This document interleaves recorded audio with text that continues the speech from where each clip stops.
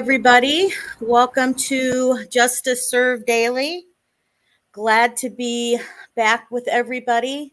I know this has been a while since we've had a show going on, and believe it or not, after our birthday show, I ended up back in the hospital for a week. So that kind of delays things when that happens. But I am glad to be back here with everybody. And luckily, I was out of the hospital on Monday when all of this came out and finally did the update. So I have up here Mama Bear and Paige. Hello, ladies. Hi. And we've got Miss Kelt is in the chat right now. And let's see, I think I saw Shane is in here. Hello, Shane. It's been a while.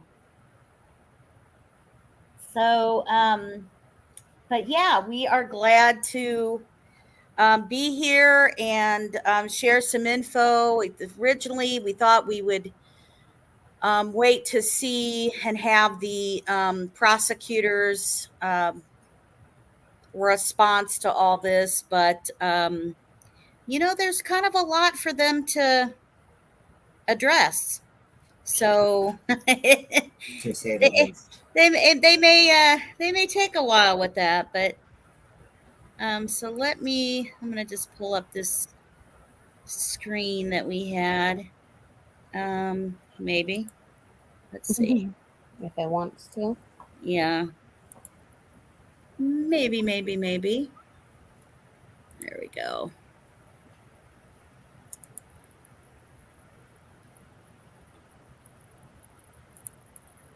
Oh no.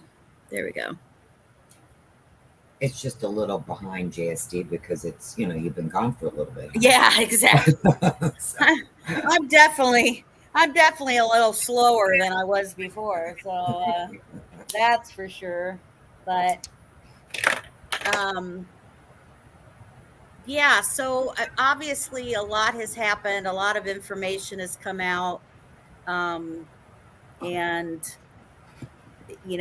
we wanted to kind of share our thoughts and everything that was going on with that, and kind of share that. And like I said, originally we thought we would wait for the prosecutor's response and stuff from it, but we're like, okay, never mind. We won't because we just couldn't hold back anymore and stuff from that. So as I'm sure a lot of people know, we had on Monday a filing from the defense team, and that had been all over the Indiana news, as you could possibly imagine, and probably why it was done the way it was done. And a couple of the filings, not shocking, and then a couple obviously that were. And so the first thing I'll address is that the defense team, so we know that Richard Allen, who right now, he is the one and only person arrested in the Delphi murders, and his attorneys, Bradley Rossi and Andrew Baldwin, first filed about allowing broadcast cameras in the courtroom. So as some may know, or maybe you don't know, originally in Indiana, we did not allow for cameras to be in the courtroom. That ruling changed in May of this year, of 2023. And, the defense attorneys basically were saying that they believe that the Delphi case has reached national public attention.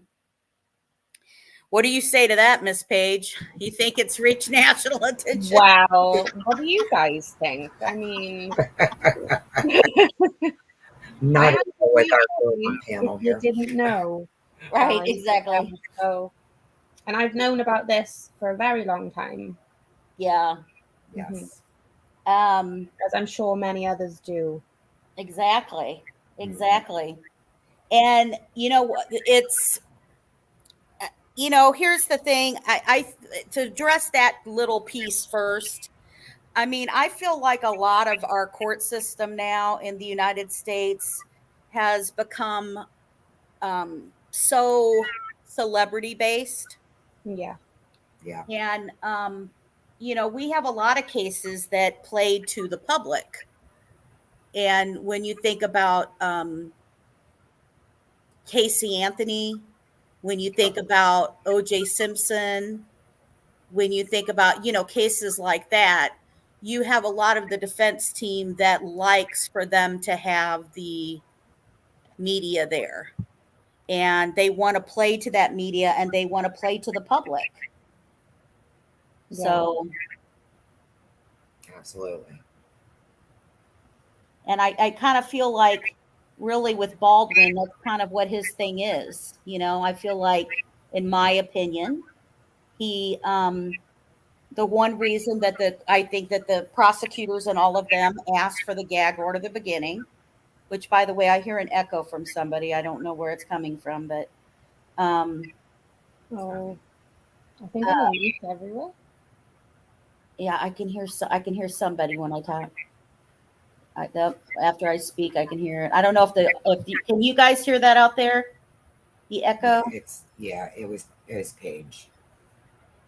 Yeah, Just she need to may have a turn down couple the things volume. open at the same time. Yeah. Yeah. But Done. I think that's what that's what it's for. It's for him to play to the audience. It's for him to do that. Because not only does it, it's not going to affect who's in the courtroom at the moment, but it can affect who people future go into the courtroom. Yep. So, Absolutely. yeah. Can you still hear? Yeah. Do you only have StreamYard open? Yeah. You don't have YouTube open or? Nope. Huh. I don't know why I'm echoing with you. Oh, I'm sorry. That's okay. I don't know why. So the other thing that was filed, the next thing, obviously, that we'll address, is they filed the immediate release of Richard Allen from the facility again. They're asking for this release. And, I really feel like the last time we dealt with this release information that, and kind of what the judge, Gull kind of said back to the attorney and stuff at the time was, they kind of felt like some of the reasoning that they were really trying to get him moved was due to the fact that it was inconvenient for his attorney. Exactly. That's pretty much what the whole basis that they made it was for.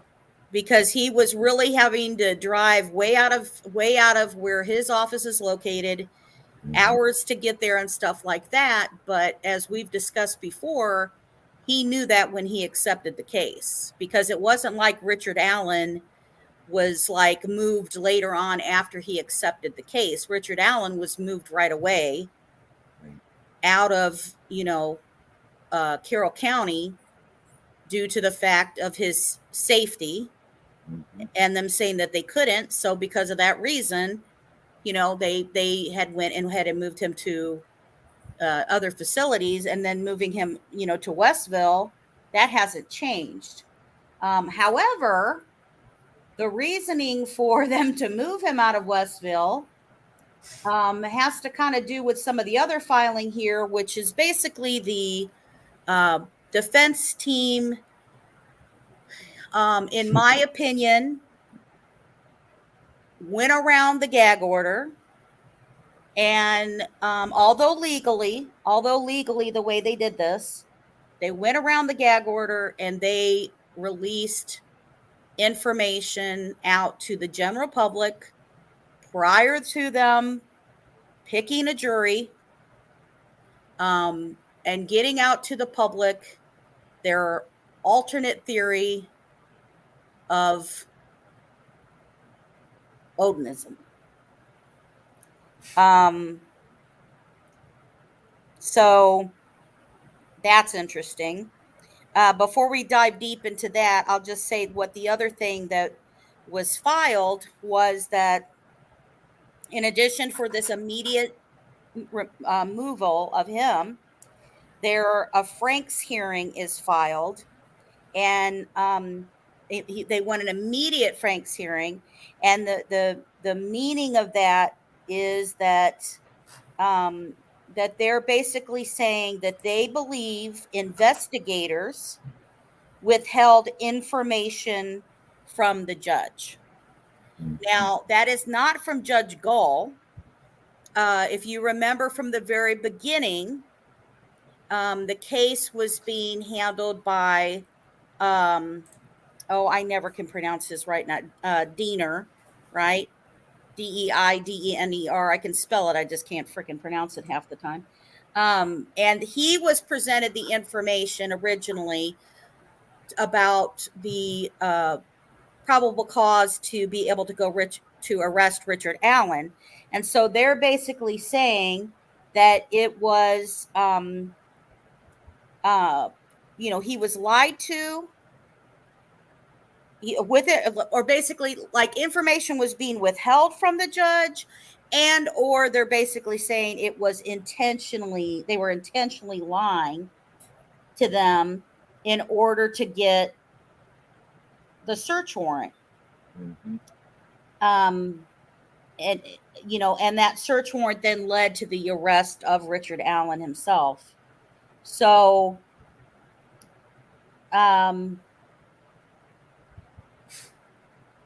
yeah.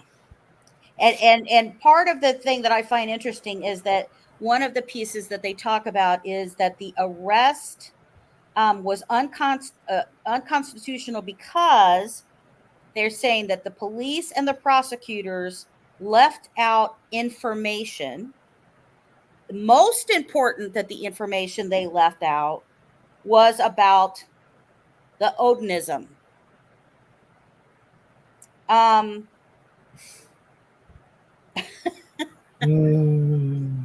So we're gonna go deep into our whole thoughts and stuff on this, but just to try to cover what these things are that they did, and we'll talk about that because I have a lot of shit to say about that. Period. The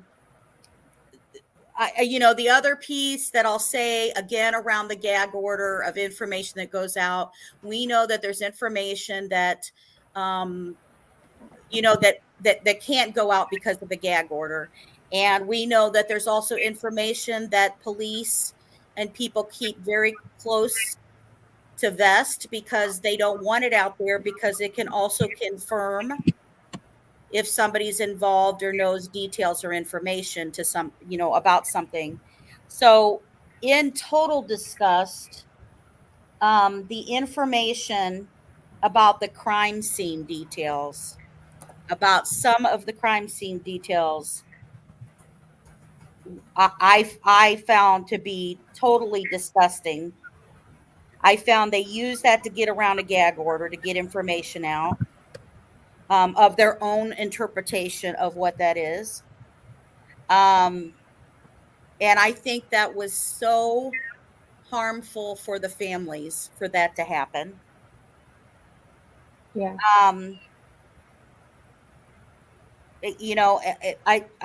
shocked. I'm shocked that they did that. I'm even more shocked that it wasn't even redacted.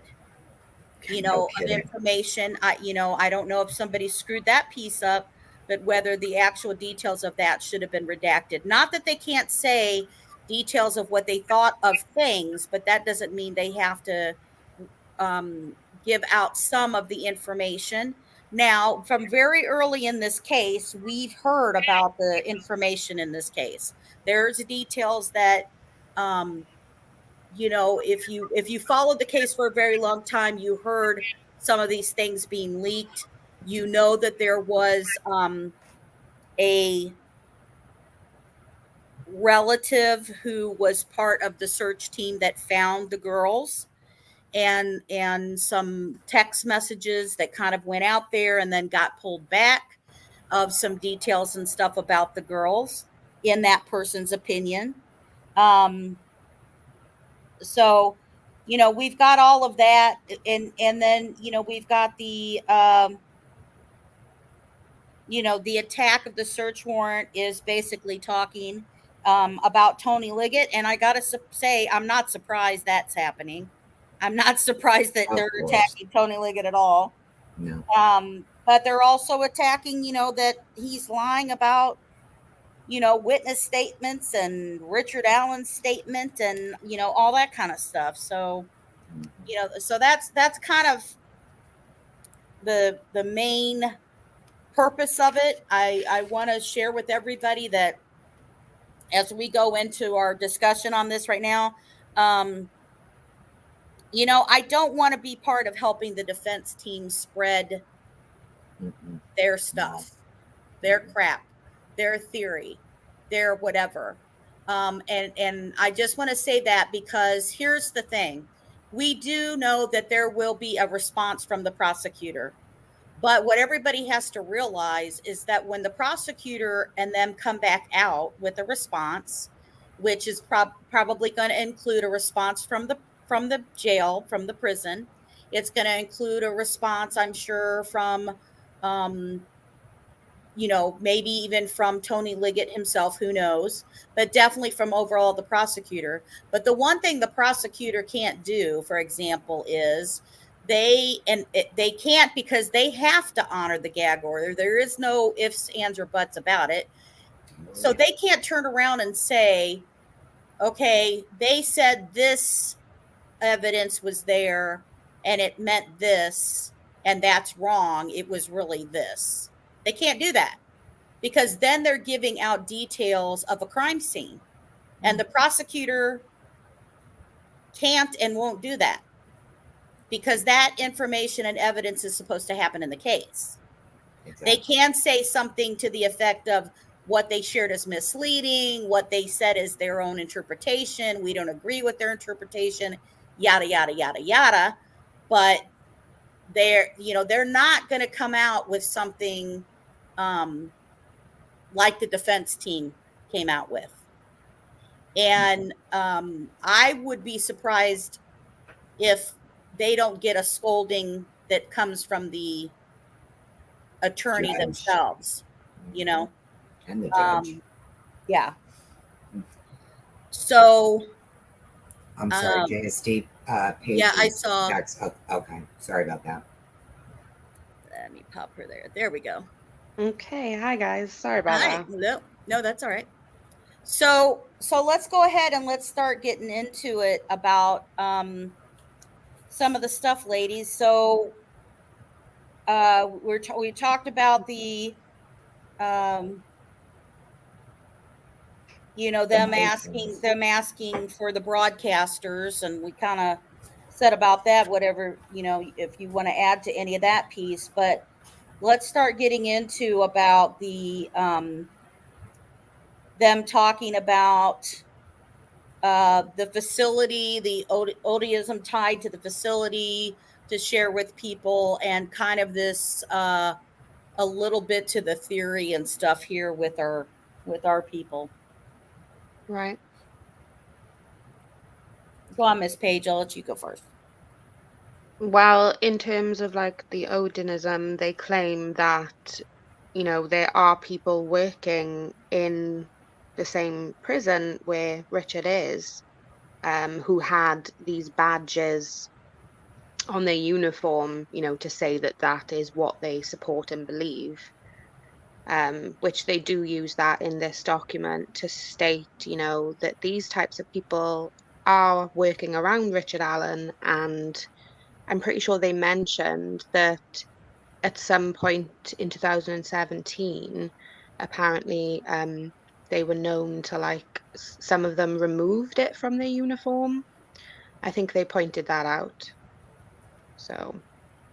And so the ODISM, just to let everybody know, the theory and stuff from this is from basically white supremacy religious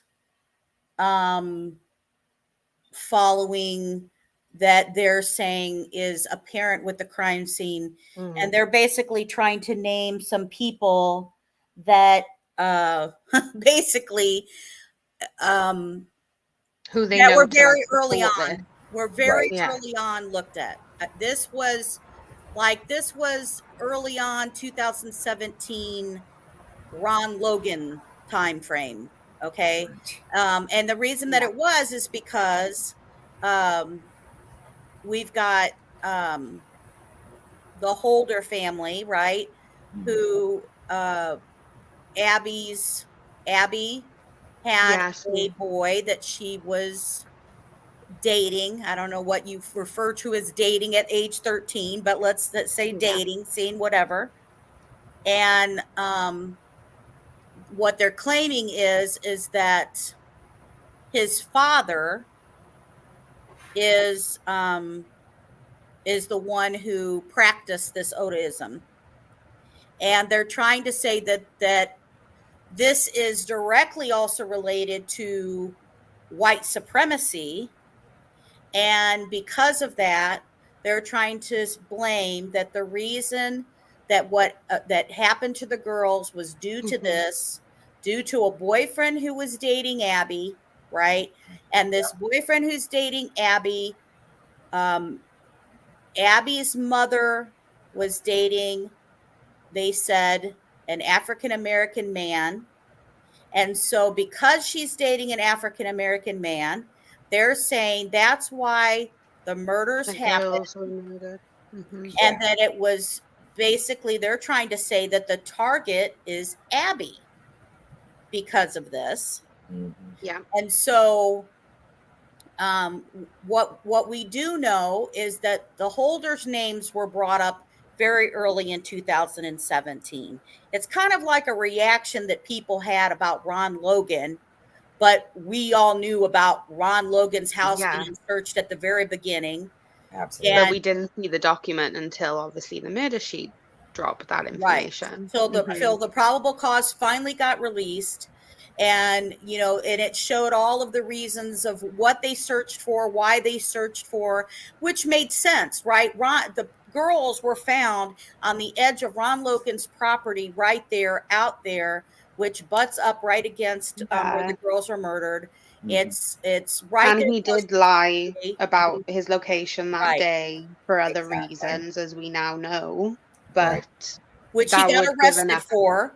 He was arrested for lying that he was not so, you know, supposed to be, you know, out and about driving and doing all this kind of stuff because he had DWIs. So because he had the DWIs, he sit there, they come talk to him, you know, about where he is. And he's like, oh, you know, I was here and here and here. He's trying to act, you know, try to say that somebody else picked him up and drove him instead of that.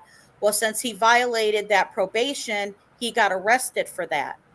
But we do know that early, the FBI wrote that probable cause affidavit, which we have gone through. We've done shows and stuff on that, so you can go back through the probable cause for Ron Logan and see that we cover that. And we covered that in our breakdown of the puzzle pieces and stuff like that too. And in our first days, we talk about those, where he was, what was going on during that time frame. So we knew that when he's in there, it's like, okay, well, yeah, of course they looked at him. That was like the low hanging fruit, right? Check the damn guy's property where the bodies are close by. That's an easy one.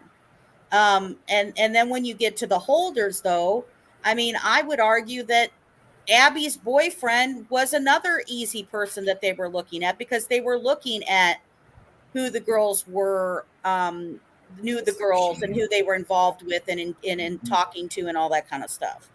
Right. Absolutely. Yeah. And also, Logan, who was supposedly dating Abby, obviously at the time, you know, he did go to a different school as well. So it wasn't a case of they saw each other every day in school. Right. Logan Holder, Understand. not Ron Logan. Yeah. Yes, Exactly. Just to be sorry. clarified. Just to clarify. And he Yeah. went to Logansport Community High School. I know, he went to Throw another Logan I know. in there. Logan. Right. Sorry. So yeah. And so having that detail and stuff like that, you know, that they throw out there and they're like, okay, you know, when I look at the info that they're trying to also say, the defense team is like, well, they left information out. And then they're trying to say, well, they didn't bring up this, you know, ODINISM. Here's the thing. Logan Holder's father has an alibi for the day. Mhm. And so did the boy. So when they both have alibis, and you're talking, this is early on, I mean, don't you think this case could have been solved pretty goddamn quickly if it was as easy as it was a boy that Abby is dating's father who did this to them? Yeah. Like if the defense team was able to come up with this conclusion so quickly and definitively that this is what they believe happened, I'm pretty sure this case would have been solved by now. Exactly. Like, I'm sorry. Agreed. Well, Yeah. and here's the thing. We all know, and if you don't know, I'll share it with you. We all know at the very beginning, before the defense team was even given a gag order, they were asking anybody who had alternative information that if you knew that Richard Allen was you know, not the person, and you had suspicions of who other people were, they wanted people to contact them. Right.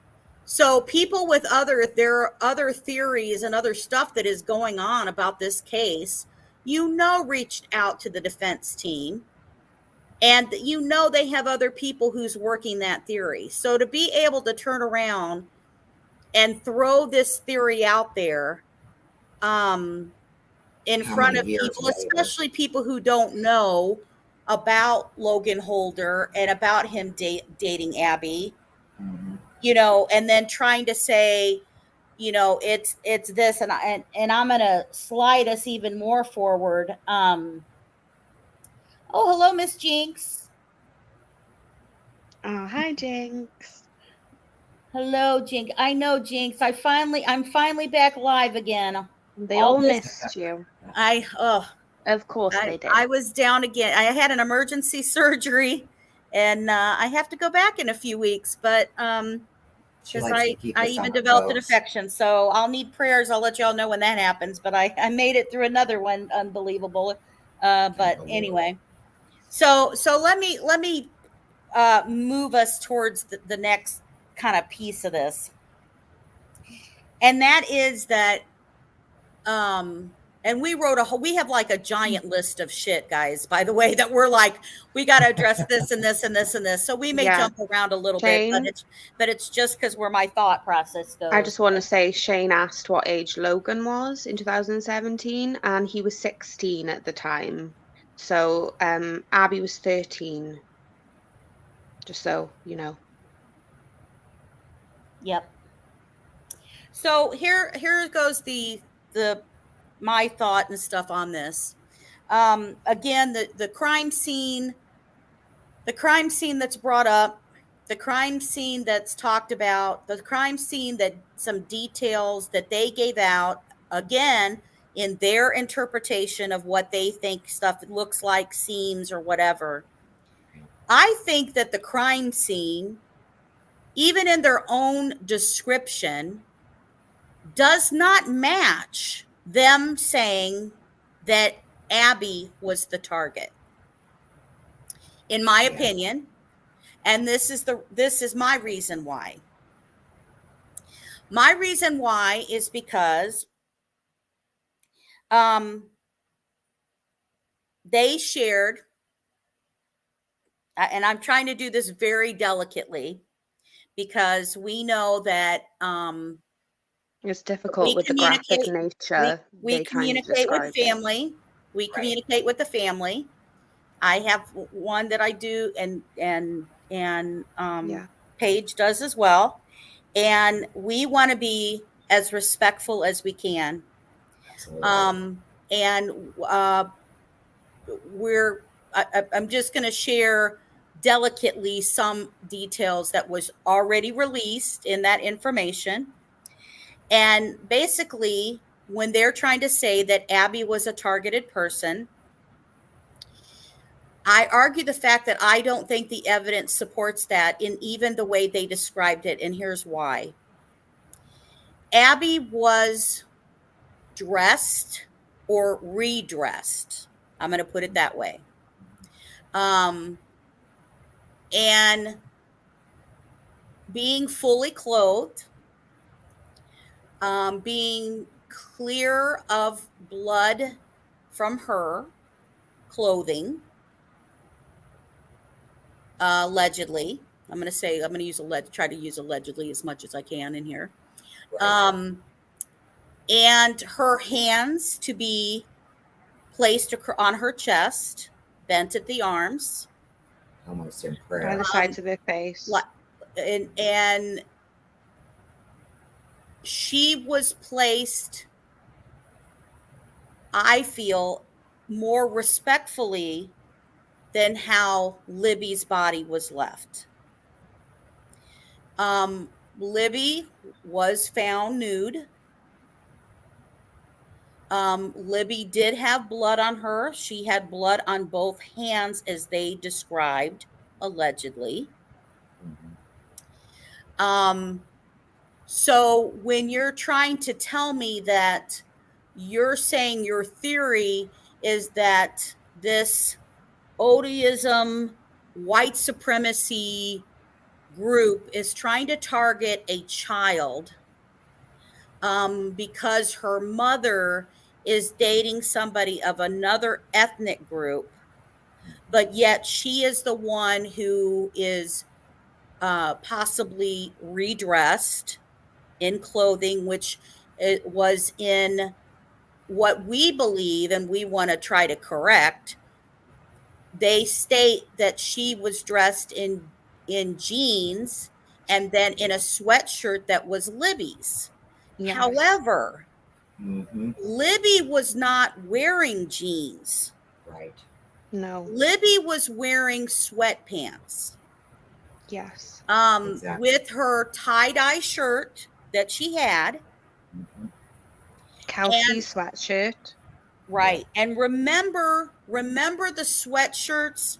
And by the way, when we all talked about this really came to fruition for us. Is very early on, a lot of people were jumping on Kelsey because they were like, well, why do people keep talking to Kelsey, or why do they keep asking her this, or what's going on, or whatever.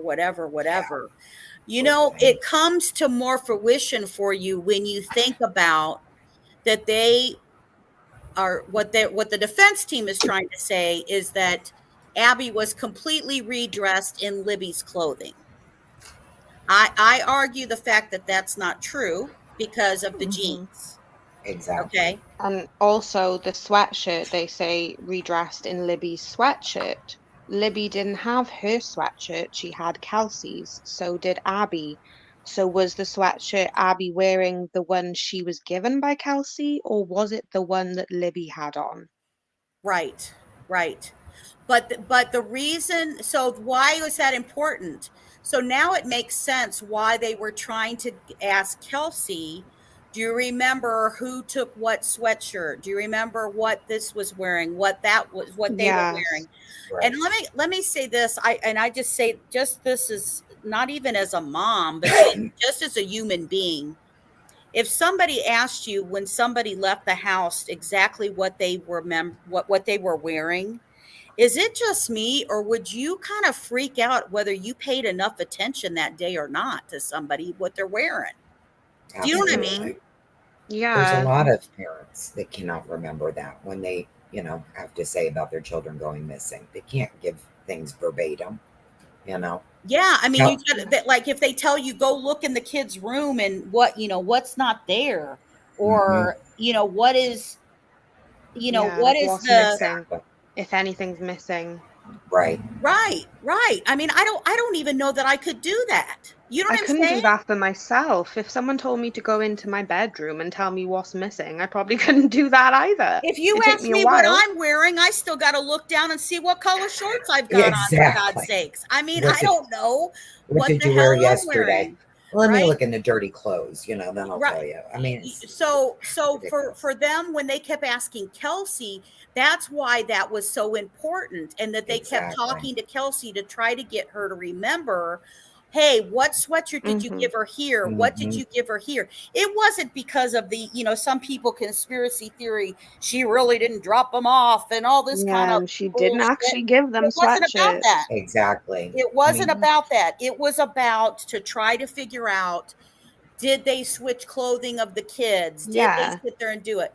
right. And So in my She opinion, sorry, sorry, it go could ahead. be the case that in the beginning they thought that she was dressed in Libby's clothes, but then they came to realize no, she might No, still have had her own clothes on.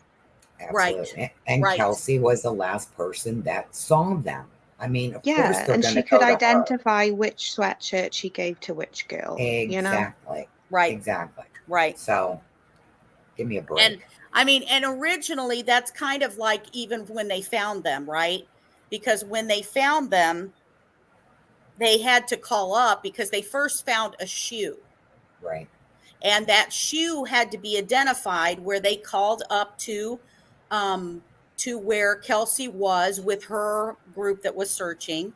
And the group that she was searching with, they described a shoe. And when they described that shoe, she was able to say that that was Libby's The shoe. shoe. Yep. And Hmm. Exactly. so this group that was over on that side went down to where the shoe was found, and as they go down for where the shoe was found is how then they found that the bodies were there. So Yeah, and supposedly, according to this document, Libby's other shoe was found under Abby. Right. allegedly by them, right? Allegedly. Exactly. And which brings up the point of the defense team said, and I don't know whether they just like maybe mixed up the girls' names and like Oh, whoever wrote it, oh, for sure. They They did. because They thought did. for sure. Hmm. Yeah. they Many said times. Hmm. that this phone was found under Abby. That's not Exactly. true. It The was documents found we under already saw Libby. stated from the police that the Hmm. cell phone, which only Libby had a cell phone, Was Yep. and found that under cell phone her. was found under Libby's body. Exactly. So they put that this cell phone was found underneath Abby along with a shoe. Hmm. Yeah.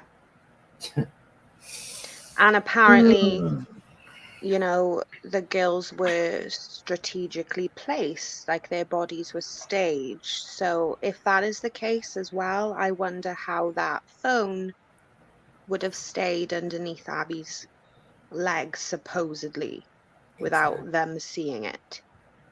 And Right. wouldn't you take it if you saw it anyway? Think about that. No, I don't think you would. I If don't you know. saw it, Nope. mm, Nope. Because you already know that you got to remember the person who used this, and remember the phones that Richard Allen had. Okay, it didn't have the IED on that phone. that's So if you're trying to not take a phone and you're using a burner phone yourself, you're not going to pick up somebody's phone that does have a Good traceable number. point. that's good. Yeah, I never thought about that, JSD. that is true. I sometimes have those happen every once in a while. Oh, you are brilliant. You have Her them all the brain, time. talking to her is amazing because the things that you do realize. Yeah, I never thought about that. It's traceable. Why would he take it? Right. That's Or true. put his fingerprints on it. Yeah. Uh-huh. Or put his fingerprints on it. That doesn't make sense. No. And because And again, if he was in a state of panic at the time, in a rush. because you got to remember that at least by approximately 3:10-ish, this is me being not specific, guys, not the prosecutor, but it was around 3:10-ish, 3:13, whatever, that her dad started calling that phone. Yeah, So around that phone 3:15. could have been vibrating, right? It could have been whatever, that while this is going on, So you maybe don't want to the phone touch is it, down. Right. So, and it could have also and you don't know. she slid it in her back pocket, maybe. And so while she's getting undressed, because she was found nude, at a base of a tree, they did say that according to the defense team, Allegedly. oh gosh, how do I say this? Do you want me According to to? the defense team, her throat was slit, and that they said that she was slid up to the base of a tree.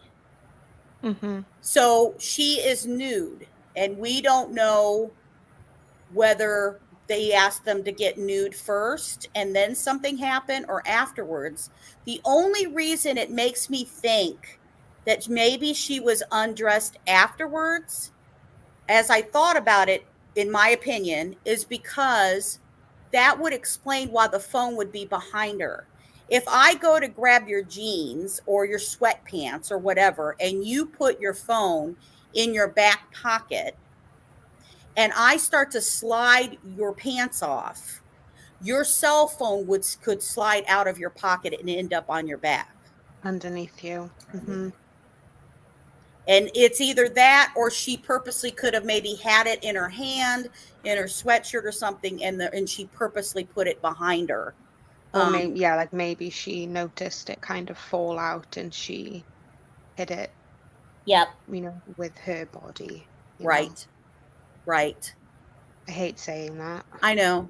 It was very upsetting Thing. to hear that they released that information. Mm. Again, like I said, I'm surprised that it was not redacted even, and that they could have just stated what they wanted to stay, that they thought was the signs of the ODISM type of thing. Yeah. Well, think about it too. How much did the parents actually know about this whole thing too? Well, yeah, and seeing this. I mean, come on. They wouldn't. They would know whatever that relative who was part of finding the bodies was, but Exactly. he didn't get to sit there and stare there a long period of time when the bodies were found. I'm sure they cleared everybody out, and the police took over of what's was going on and stuff like I'm that. sure My as heart soon as breaks they for were them. seen by that search group, immediately the police at the scene would have been called and shouted for, and they would have got there immediately because they were there. Yep. Sure. And I'm pretty sure every search party had like a member of law enforcement or someone in the group. So I'm sure someone was in the group when they discovered the girls too. Yep. I'm sorry, to me it's disgusting that they did this, and but that's my opinion. I think that part of the other stuff that they go into dealing with the ODISM is because that they're trying to say that Logan's dad, is his name Brad? I don't know why I always want to forget his name. Logan's dad's name is oh God. It's Help me. Brad. Yeah, okay. I thought it was Brad. Brad. Okay, so here's the thing. Nobody is not saying that Brad Holder is not a weirdo. Okay, I'm just going to say that. Mm-hmm. Nobody is not saying that Brad Holder had some weird shit on his Facebook page. Okay. Right. Again, if this was that easy, that it was Abby's boyfriend's dad stuff, then there you go. If it was, and again, as we say, how the bodies are left, and that Libby is left the way she is. Libby has got blood on her hands. Libby's got, you know, the injury to her throat, put it that way. Libby has, there are sticks, and twigs and stuff that are left on them, and they're trying to specifically say that the reasons that this was left that way is due to the fact, I knew that dog would start barking at one point or another. Yeah, they say it's connected to someone who worships Odin, Odinism. Jace, do you your kid? I know, I saw that. Okay. I always worry that's going to happen to me.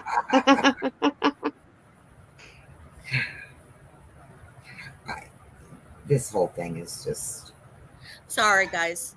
Anyway, so when they talk about the way they're left, I would say that in my opinion, I feel like Libby's body was left more disrespectfully than Abby's was. And I don't think that the defense team's theory of saying that Abby was the target matches based on what the crime scene No. shows. And I want to point out, like, in my opinion, JSD, like, the defense team is trying to argue that obviously the law enforcement were aware of Brad Holder being responsible, but they covered it up. And I'm just like, well, why would they do that and then wait all of this time just to pick on Richard Allen? That also doesn't make sense to me. Right. Mhm. So, because they knew about him from the beginning, about Brad, like you said. Right. It was like a Ron Logan situation where he was looked into. Right. So I want to share a little something that I shared with Paige and Mama Bear earlier, that I kind of started looking into when this stuff is in here. When it talks about that the signs, they're saying the sticks and twigs and all of this stuff that was left on the girls' bodies or around the girls' bodies, had something to specifically do with the ODISM. And so what I kind of looked up, and some people may be familiar with people who hunt, and some people may not. But it is kind of like a tradition that's kind of passed down by generations of some people who go hunting. And there are certain post-kill rituals, aka traditions, that are also done by deer hunters, for example. And I went to kind of look a little bit into that and to see, you know, types of things that deer hunters, for example, leave as signs and symbols and different stuff like that. So one of the things that that I found on there is called blooding, and it's a ritual. And the ritual itself can vary, and it's usually done with like a parent or a first time hunter who makes a kill for the first time, and a senior member of that after they have their first kill, they will turn around and apply the blood of the animal that they've killed onto his or her face of the person who made the kill. So the elderly person or the senior person of that group will streak the hunter's cheeks with blood from a finger, from using the blood of the animal. And then where some may more, they use the word hastily, and I'll put this link in there. This is from showing the rituals and stuff like that. I also found some that are in Indiana that happen, where they actually will smear the blood all over the face of the hunter including in the hair. And that is something that'll happen that is usually, again, a ritual tradition type of thing that would happen with that. Another example they gave was like, again, you would have to do with animal. There's one that's called horn blowing, and they use that for what type of animal that they have killed. They have one that's called last bite, and it is pronounced something in German, which I'm not even going to try to pronounce because I don't speak German. But the thing itself is called the last bite. And so they do talk about that there's people here who have done that. And basically what they end up doing is that they will get, and I want to make sure I read this correctly, in what type of thing that they place in there. They will put broken twigs through the mouth of the animal on one side. And so they put twigs and leaves, and then they clamp the jaws down from the animal that they killed.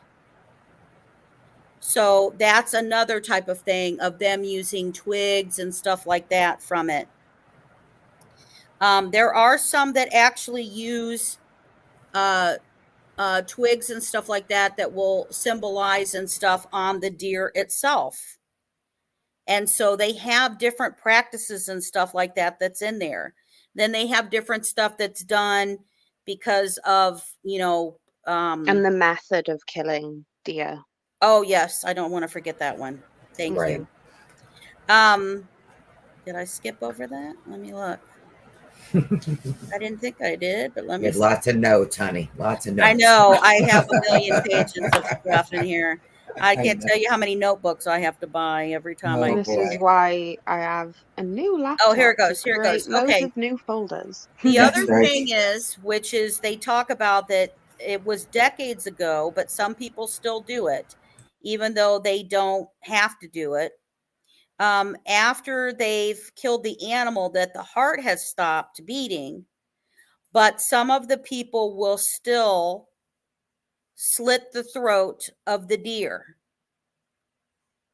And they don't have to do that, but there's some people who have that tradition, that ritual, and these are it's the DNR's words and that of when they talk about it, of slitting the throat of the deer. So I only bring that up because if you don't have anybody who's hunted, or you've never hunted, or you don't know about hunting, that there are some of those practices that some hunters use and do, and use twigs and branches and things like that hunters have used before. So I just throw that out there because that doesn't necessarily mean ODINISM. Yes. It doesn't. And remember, at the very beginning, they also talked about that, they didn't know whether this was done on purpose or whether somebody was trying to throw somebody off to make it look like they were doing something. So I just wanted to throw that out there because I thought that was kind of interesting when I looked that up, and share that with you guys. And we know a couple people that are hunters that Right. have been involved. in Yeah, this. like it could So, be more of a hunting aspect, what was supposedly, allegedly done, right. rather than Odinism. And the ODINISM that they're trying to connect also to where Richard Allen is being held, because they're trying to say that the guards in there are practicing that, and that they're I'm trying to remember the exact words that they use, but basically he's being threatened and abused of Yes. and that the only reason he confessed to his wife is because that he's being Camera's on again, threatened, JSD. right? Is the ODINISM of Okay. stuff. So,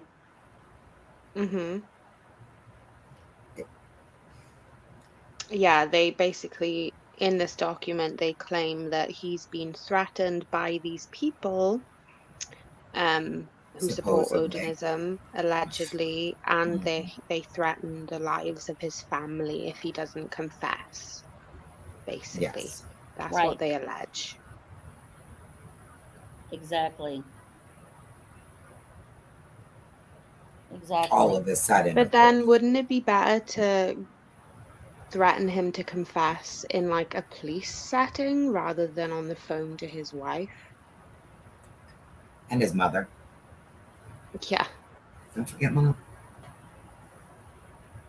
Well, I mean, you got to remember too, we hear about that he did that after information came of discovery that the prosecutor shared, and then suddenly he tried to eat the piece of paper that had the evidence in it, and then after he was trying to eat the thing, he decides to tell his wife that he did it. And remember, he didn't tell her one time. Yeah. He didn't tell her 2 times. He didn't even tell her 4 times. He told her more than that. Over 5. Yes. And he broke that, iPod or pad or whatever the hell he had, and broke it, that they were supposed to charge him $250 to replace, and they decided not to charge him for it. Did they threaten him to break his iPad too? You know? I don't know at this point. Hey, never know.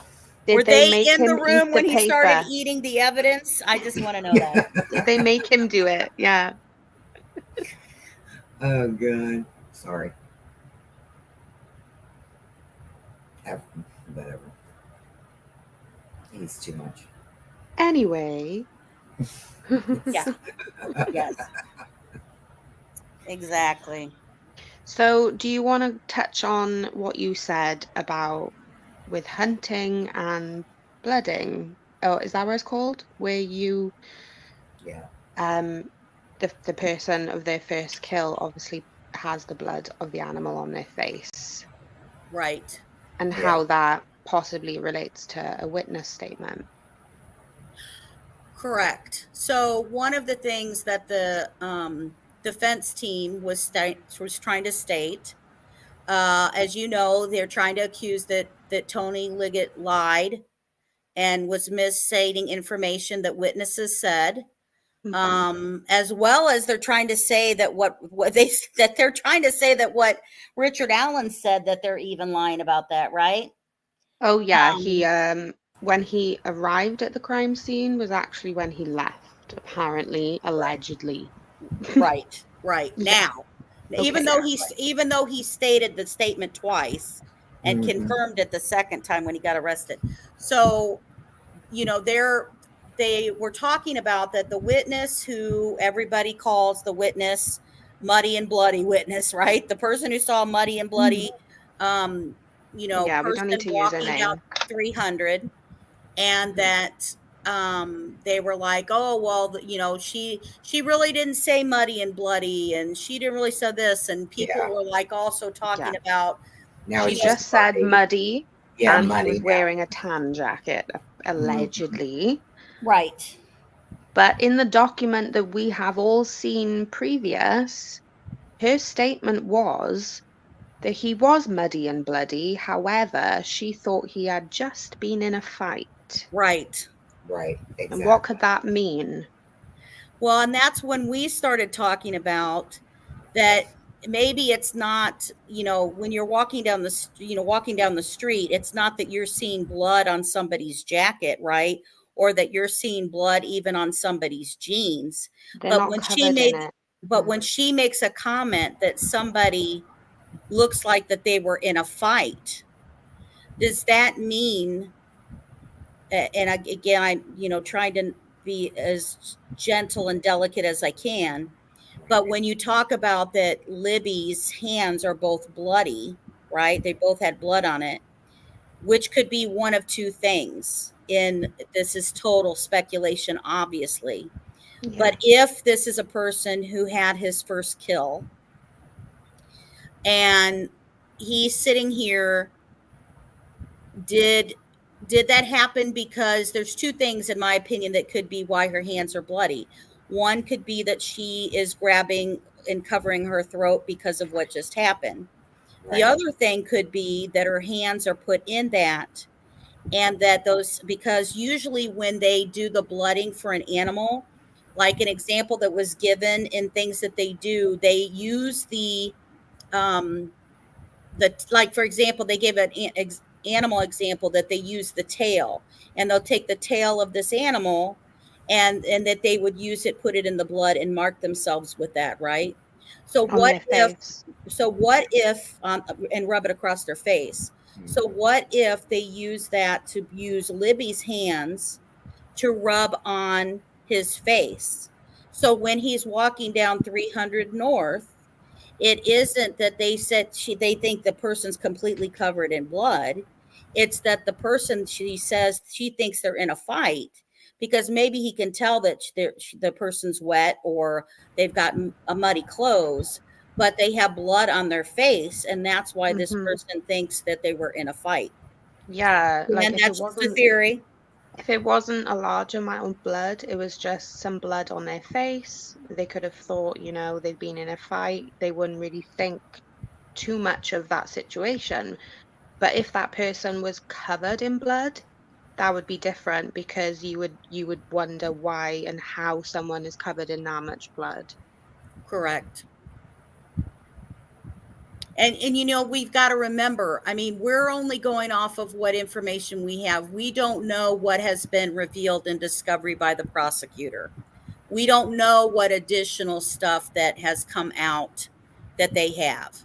And the thing is that we are talking that this trial for Richard Allen is going to be happening on January 8th, and they only have a few months, and that's it. They're supposed to be going to trial. And if, you know, this is kind of their last hurrah, if they sit here and they get that search warrant thrown out, we know that everything they discovered at that house would be gone. And you've got to think what that all means. Now, mind you, we're already talking that this guy has been sitting there for 5 years, more than 5 years after the murder, before they even got in that home, right? Mhm.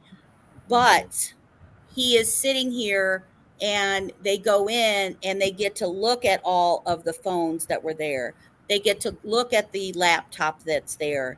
They get to look and see, you know, they find the gun, right? That is supposed to do the bullet, which is seems to be the most scared he is, because where do they find that bullet, guys?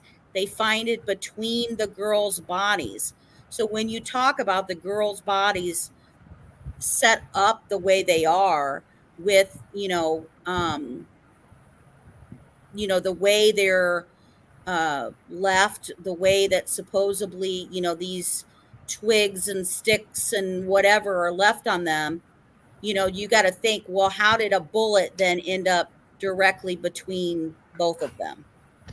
Yeah, and like the crime scene too, a lot of people have like asked, and like I've seen, footage of the area and stuff from various videos, and it is somewhere that does have a lot of kind of brush on the ground as well. Like it's not just complete mud. There is brush and that kind of stuff, as well as mud and sticks and trees. Absolutely. Well, think of the time of year. There's no leaves on the trees. I mean, the leaves They're are all on the ground. They broke, like you said, the sticks from the trees broke, branches, So, yeah, there's a lot of debris on the ground. Oh, So, which is another point, you bring up the branches, because the defense team in this document do state that one of the trees or branches used was cut by a tool. And they bring up the fact that obviously one guy couldn't have brought an electric tool to cut oh, this, God. which obviously is really funny and stupid. But And I it just makes wanted a to lot say, of like, my noise. first thought, in my opinion, was how long had that tree been on the ground that way? That could have been cut by someone else a long time ago before Oh this yeah, murder. absolutely. I Yeah, I mean, just wanted to point that out. the person wasn't out there freaking trimming goddamn trees while this shit's happening. No, they were selecting them off the ground. They were picking up whatever, Yes. and it just so happened that a branch happened to be cut. I mean, to sit here and think, my God, Jesus help us all. And that explains to me, in my opinion, why they vary in sizes too, because they're just picked up off the ground. They're not looking for a specific stick. They're not cutting one in a specific way for a reason, in my opinion. You know, and Yeah. honestly, you know, the other thing is that I will say maybe the only possible piece that I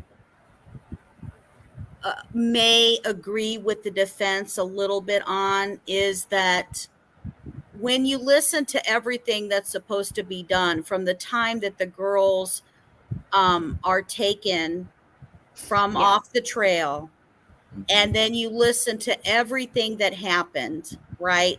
How, whether it's symbolic, fake symbolic, not symbolic, but you listen to that, you know, you've got Abby, who they say is clear of blood, supposedly from her clothes and stuff like that.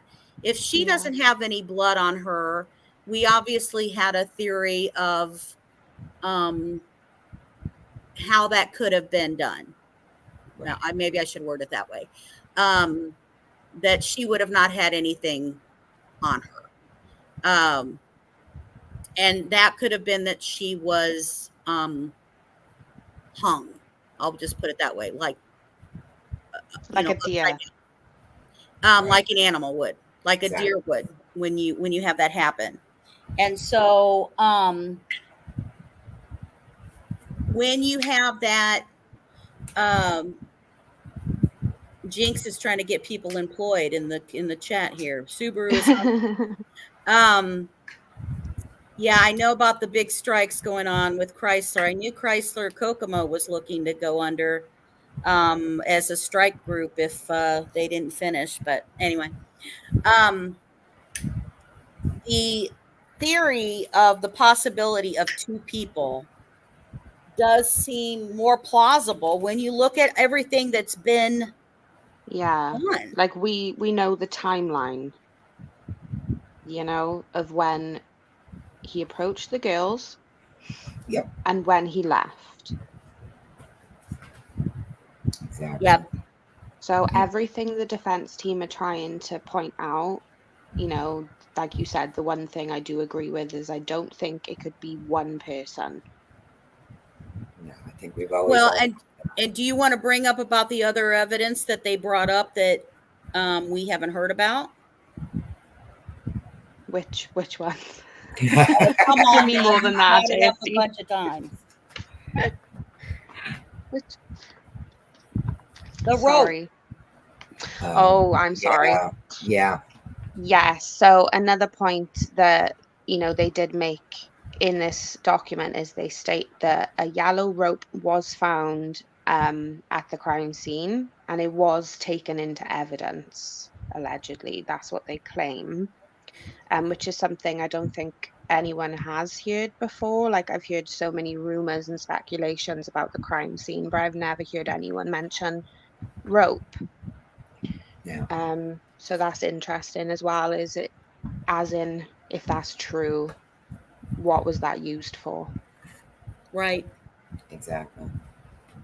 So you're talking that, and I don't know that I've seen any information anywhere. And if anybody in chat knows this either, because I know I brought this up before, I don't think I've seen anything that ever said that Richard Allen was a hunter. Now, No. I've seen that he said he would go fishing, you know, stuff like He that. liked to hike. Hey, he did was like looking at outdoors. fish that day.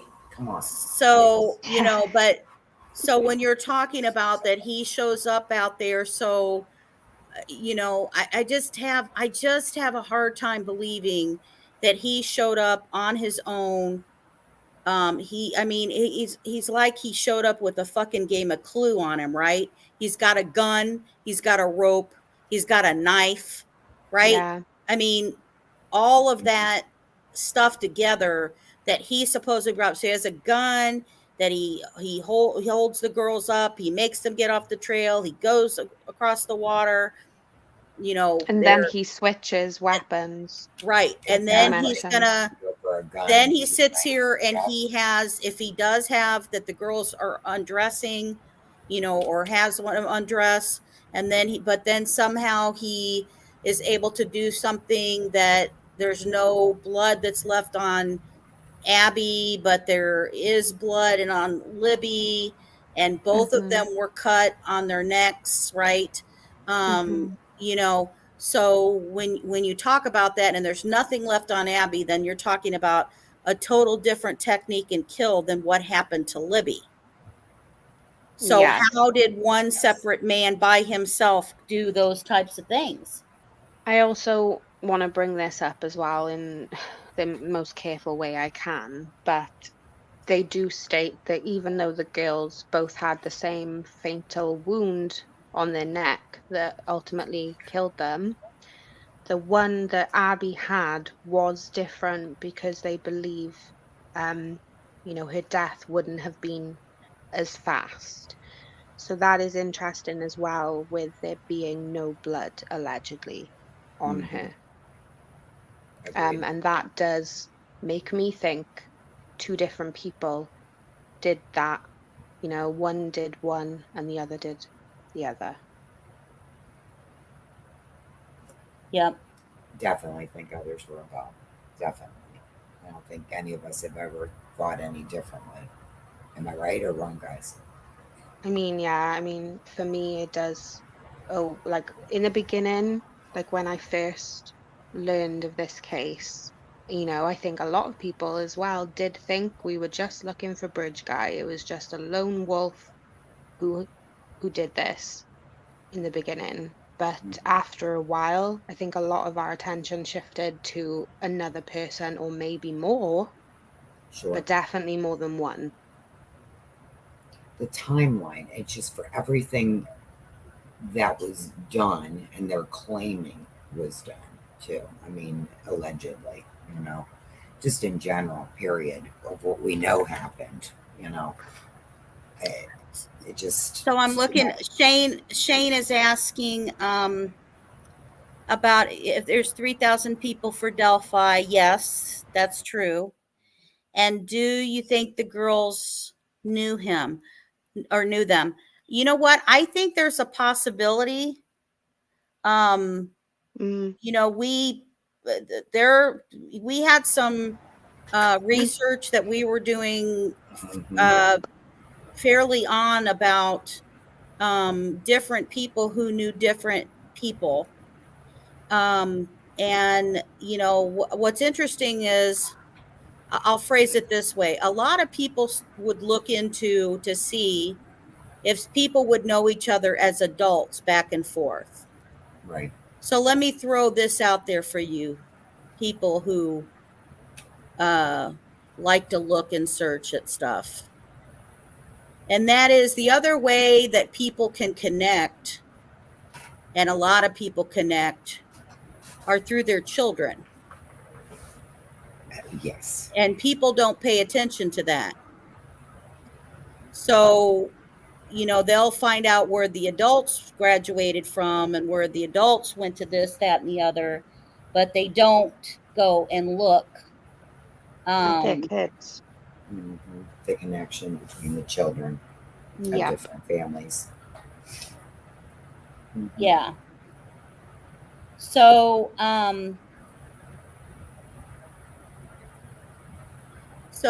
so they, when you look at the connection and stuff from that, there are a lot of connections and stuff between kids and other kids and schools and stuff in there. And so we found that there was some people who were probably more that knew each other than we even thought knew each other. I mean, and it's not hard to guess that, because the towns are so small, period, that's the way the teams and stuff go. Yeah. But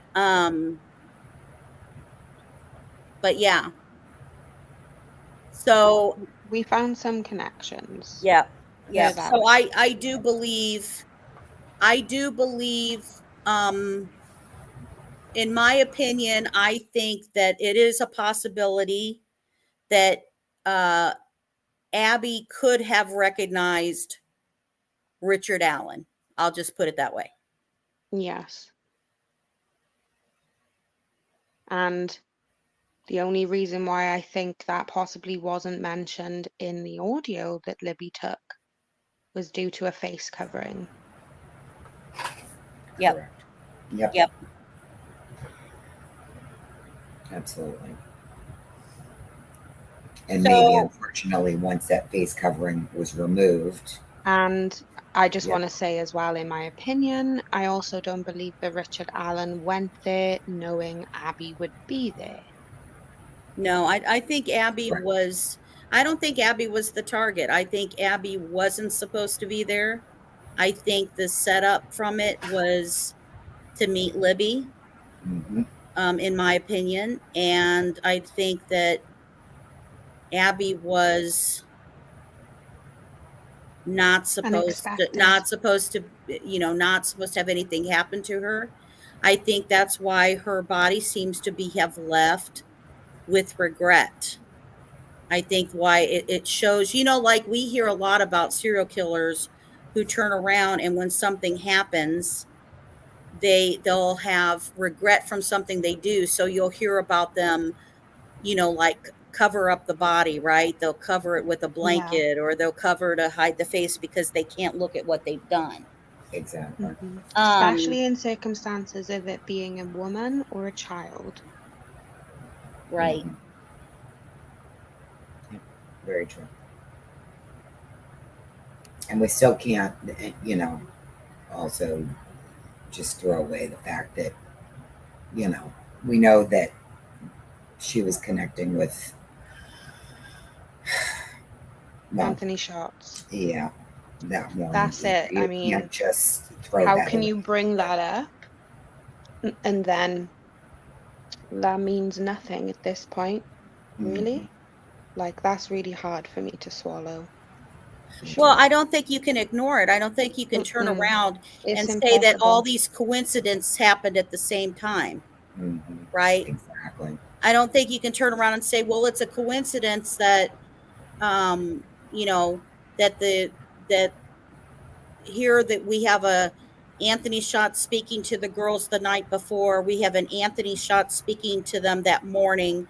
We have an Anthony Shots who communicates back to one of their friends saying, hey, did you hear what happened? And then the Anthony Shot says back, oh, she's supposed to meet me, but she never showed up. After here's what happened. You can't ignore that you've got Keegan Keegan Kline Kline who set confirmed. up the Anthony Shots. Right. You can't ignore that the reason that the Anthony Shots and Emily Ann 45 were set up was to communicate with underage girls for CSAM. Exactly. You can't deny the fact that he went to Las Vegas and Googled the Delphi murders and if DNA, how long does it last? And yeah, you can't deny that. You can't deny that he was Googling the gas station address that's in Delphi. Right down at the end of the street. You can't deny that it's, and so now it's a coincidence that on that same day that Anthony Shots is happening, Richard Allen shows up to the park with a direct purpose in mind, walking straight through the area, passing other girls. If it was just random, then why didn't he get the other girls? Yeah, Exactly. listen, he got there before Abby and Libby did. So he would have logically been ahead of them, but he wasn't. And why? Because he waited. There was a purpose. Yep. He had his target, in my opinion. He already knew who his target was supposed to be. Precisely. In my opinion. Yeah, in my opinion. And yeah, Shane, and you got to remember the Emily Ann 45 that was being used kept talking about, would you have sex with my father? Yes. My 45-year-old father, right? Mm-hmm. So And that Emily Ann was named after a family member of Keegan's who is a Yep. child. Yep. Why would you pick that? Of all names.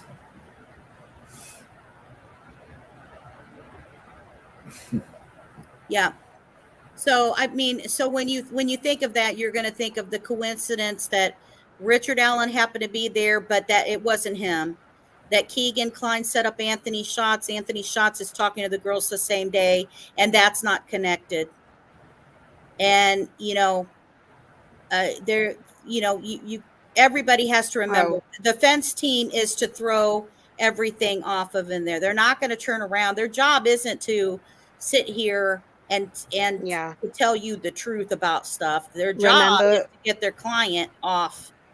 And when we talk about, when we talk about O.J. Simpson or Casey Anthony case, look at that.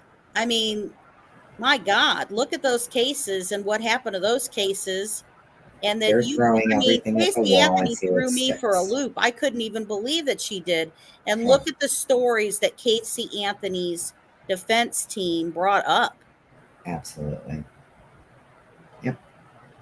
It was almost like they're given permission to lie about whatever so that, their client isn't found guilty. So before I forget, JSD, I'm so Go ahead. sorry, but I just wanted to mention one more thing about Keegan Klein that we know definitively, and we've touched on this previous.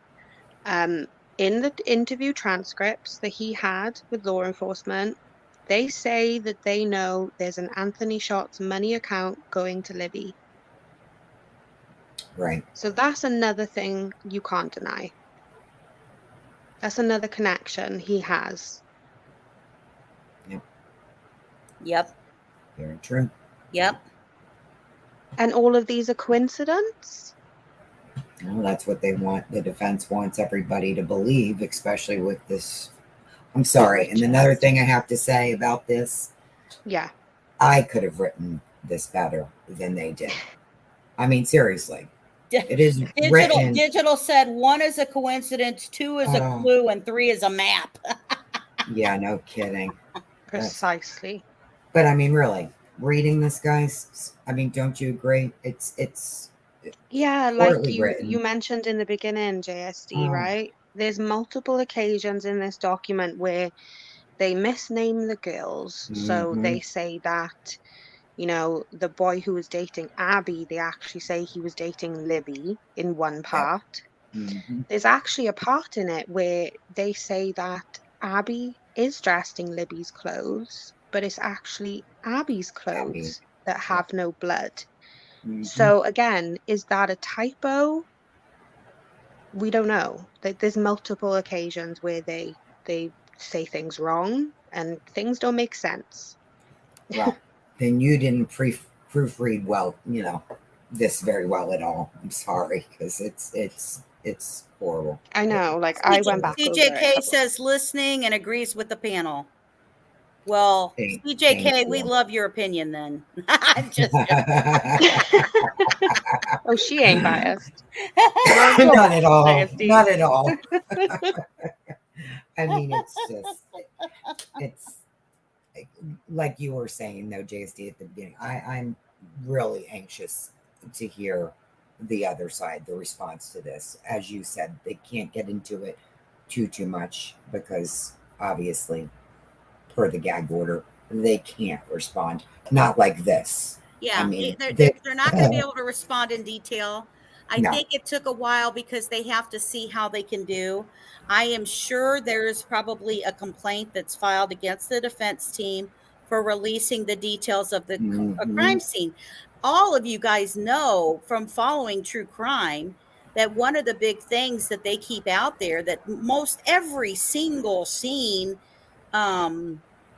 except maybe the frickin' Idaho 4. I don't know. They didn't want to keep everything quiet as much as they should have. But at most scenes, they don't tell all the details. Why? Because if they turn around and a witness goes, well, I'll throw out this example. Let's say Richard Allen's wife came forward and said, yes, he told me he did it.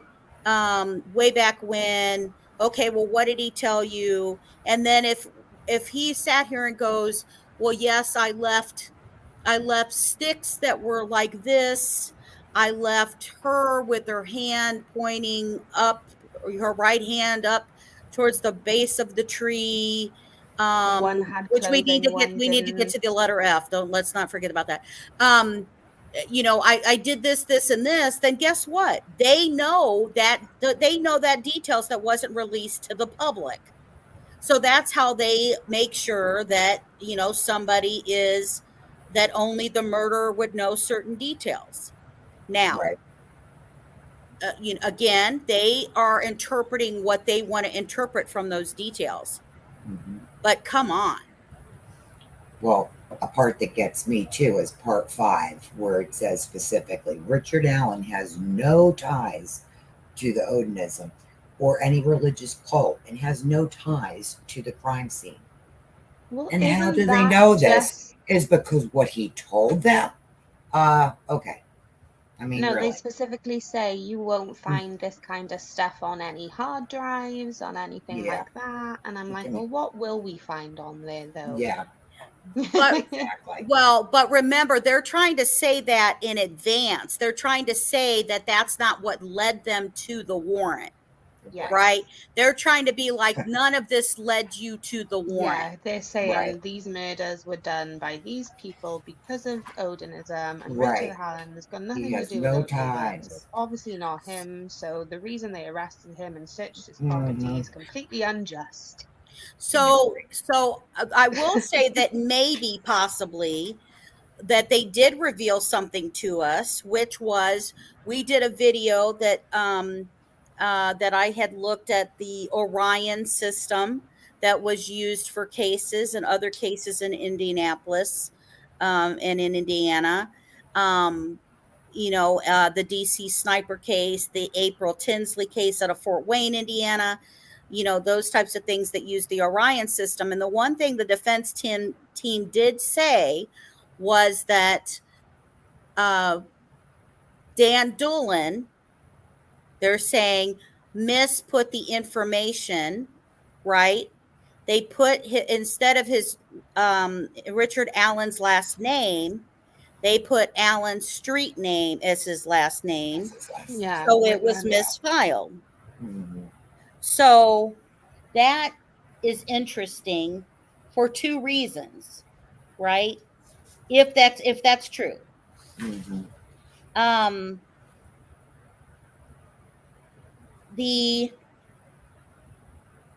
The information for Richard Allen being in there, I think, is odd because you would still think, okay, you named a witness, you put the MEID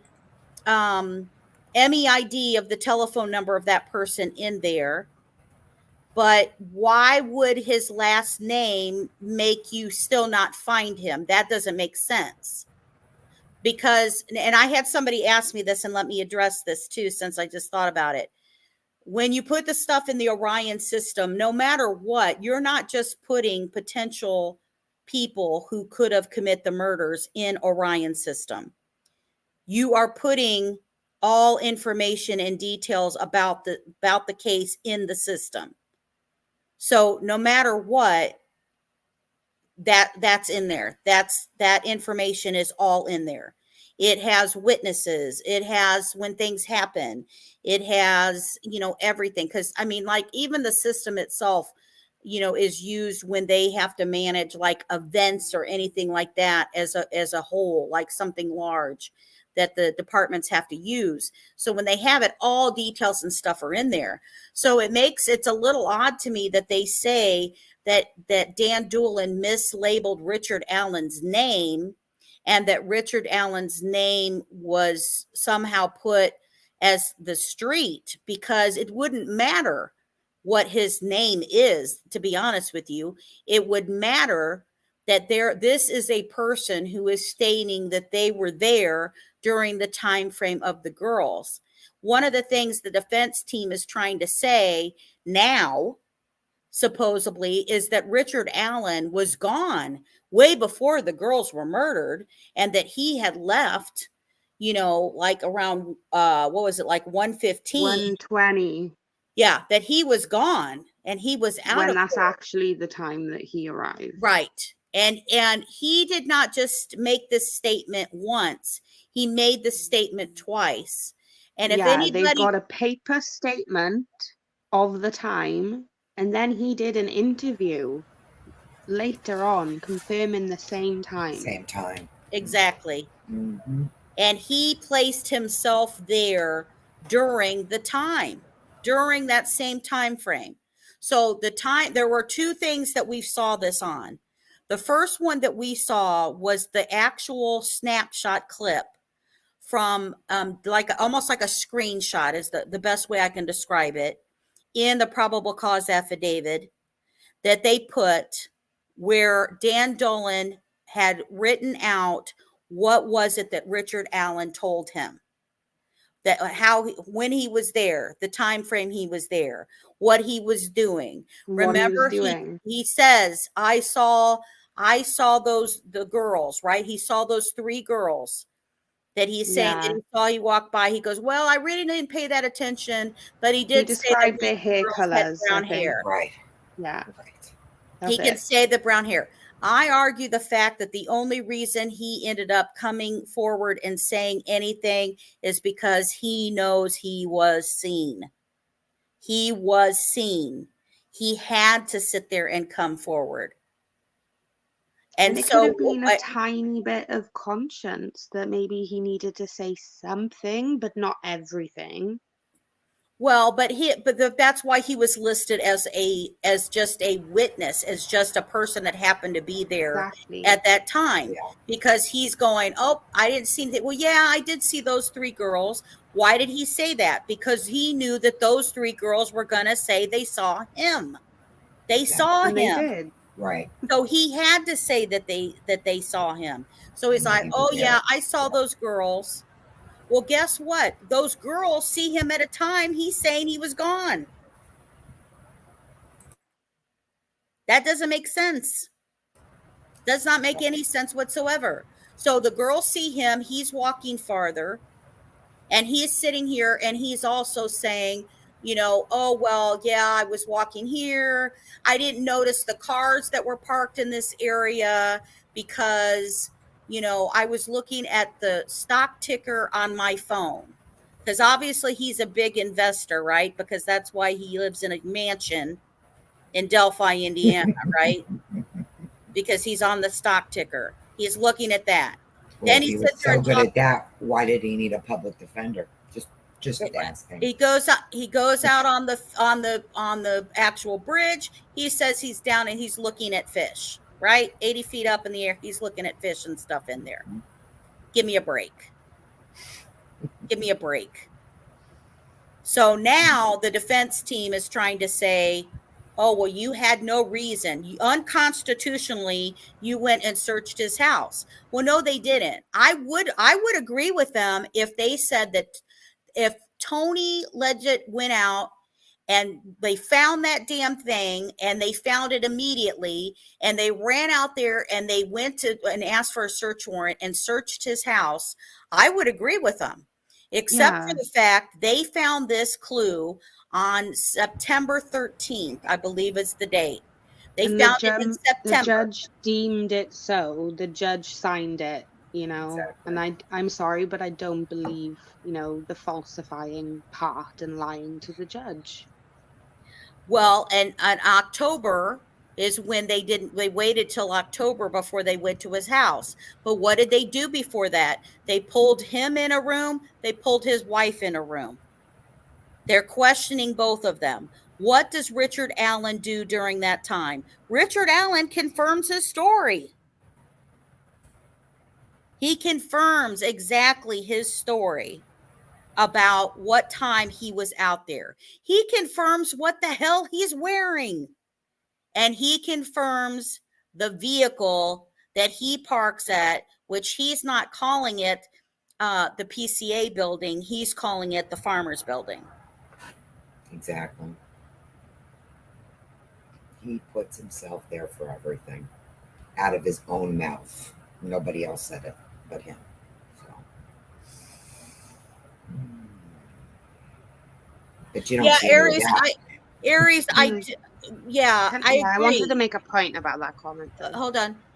Aries, I agree. Law enforcement did say that they were looking into that, and that was something that they did look into. Yeah, But that's why I wanted to make a comment in about. my opinion, then they moved on Yeah, because exactly. That's that what was we back in covered in the beginning. 2017. Team, right? They found people having And alibis who were the in main my suspect. opinion, if they're gonna look into this theory in 2017, why would they wait all of these years and then just pick on Richard Allen? Someone tell me that reason, Well, because they let me haven't. tell. Here's another though. Actually, Aries bringing this up is it's a good other thing to bring up. I have a question for everybody to think about for a second. And that is, out of all of the potential suspects that we've had over the whole entire time of this, right? Including Keegan Klein Well, with Anthony Shots. persons of interest. Why have they not brought up any of the other potential people? Yeah, Right? because it would be Why easier. is it this? Mm-hmm. Why is it Odin? Why is it Brad Holder who has an alibi for working? Why is it Logan Holder who has an alibi for being at school? Right? I mean, honestly, if you thought of who they could turn around and blame, they could sit here and be like, "Oh, nope, that was Keegan Klein. I didn't do that. That was Keegan Klein. You guys already know that Keegan Klein made up Anthony And Shot." it makes me think that they've obviously looked into the investigation notes and they have plucked this out of there. And they've got information from people who've looked into this and they've taken their theory on board. Because they haven't looked into all of this themselves and come up with this. I'm sorry, they did no investigating into all of this to come up with this. Nope. Yep.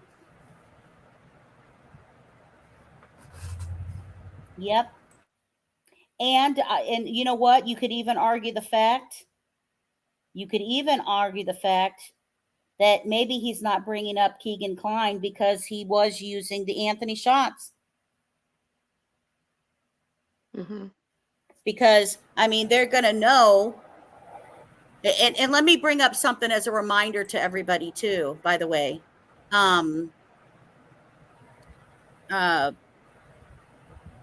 When Keegan Klein, and some may know, some may not know, whatever, but when Keegan Klein was taken in, and then at the end of 2022, people wanted to question whether or not that Keegan Klein was the person providing information for the search of the Wabash River. Okay. Some people know that it is. And that was the reason that it happened. Doug Carter calls him out. They go to the military base. He's giving out information and stuff for that. And then suddenly they go search for 6 weeks at the Wabash River. Well, let me tell you the other reason that I know that they were looking into that stuff. And that is because I sent a request for Freedom of Information Act to get information from Carroll County about the people who were visiting, seeing, and speaking to Keegan Klein at the time. And I showed it during a show as well, the response that I had from Carroll County in the response that they did for the Freedom of Information Act request. And the response that I got back from that was that they would not be able to release that information because that information was going to be used and could be used for, I'm trying to think exactly how they worded it, but basically that they could use that for, let's say, just say prosecution, for lack of a better term right now. I'd have to go back and look at the exact wording, but that could be used as evidence. I'll put it that way, that could be used as evidence, right? of information that was going on. Well, why would that be evidence at that point? It wasn't with CSAM. We already had all the CSAM evidence. Everything digitally forensic was already given. We already had everything. Nothing had changed since they did the discovery and arrested him in 2020. And after that, they got that information and stuff from him and found everything. Those are the same exact charges he had all along. So him in the jail and what he was doing, talking to or meeting with had nothing to do with CSAM. So that Freedom of Information Act that they responded back to was because they were sitting here and they were talking to him again about Delphi.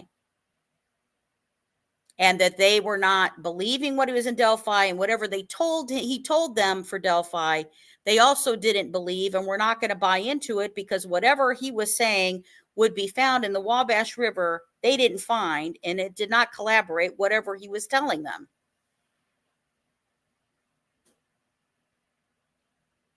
Yeah. Yes. Agreed. And a lot of that search happened right behind their home. Just saying. Not that that matters or anything. Sorry, I'm reading right now. That's okay. Also, why was Doug Carter present at his trial? Well, yeah, exactly. Plain clothed, too. Yeah. Yeah. I mean, Doug Carter did show up to Keegan Klein's trial, and he was there at Keegan Klein's trial also because of what reason? It's the CSAM case. So why would he be sitting there making sure he was there with Keegan Klein? See, regardless whether, I believe that he could be there because of statements that he said. I believe he's there because he's Googling stuff about where the gas station was in Delphi. We don't know in there. And I guarantee we have a lot of stuff we don't know. I mean, I can't wait till we finally know what is all in discovery. If we ever get to know that, because if this is successful, do we think that the defense team is going to be able to pull out this ODISM, stuff with her boyfriend and with her boyfriend's father, and that Abby was the target because Abby's mother was dating somebody? I'm going to be honest with you. If you hear those types of crimes, they're not going to turn around and go kill an innocent kid. Why when you attack, the person your hate is directed towards? Exactly. If you're racist, as they claim, they're like a white supremacy group. Right. Yeah. I don't. They're not gonna go hunt down somebody's child to do that. And if they were gonna hunt down somebody's child, you would think that is what, like, some psychotic person like that is going to make an example of that. And that's not what happened, because it looks like there was more care and respect, honestly, given to, and God love them both. God, it's awful, but that there was more respect given to Abby and her remains than it was for Libby. So if you do look at that as part of the factor, and you think that, okay, well, because of the way her remains are and how she's left, if Libby is the target because of that, then you have to ask why. Then you have to go back to why. What was the purpose? What is the reason for that? And then you have to go back into the whole thought process of that she was being communicated with by somebody using Anthony shots. And I'm not saying soliciting images of children. Exactly. And I'm not saying that Keegan Klein is the person who was playing the Anthony shots talking to Libby. We just know that he is the creator. He created it. Exactly. And he had access to that. He could have helped somebody with that, helped somebody set up. He could have shared that. somebody's not going to use the exact same image, the exact same name, and using the same thing. And the purpose for that was before happened in 2016. Keegan Kline was using his own name to talk to those girls, but all of us to talk to girls, period. And then when it started in the late of 2016, when he first reached out to Libby and girls in that area and girls in Indiana, he was sitting here using the Emily Ann and the Anthony shots to hide who they were.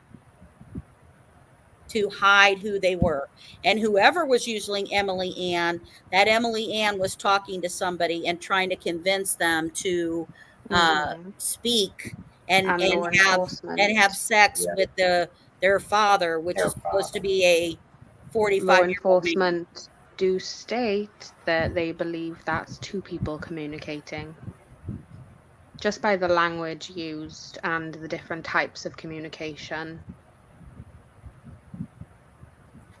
Which You're would right. be right. If someone younger is communicating with these girls and someone older is, it's going to be easy to tell.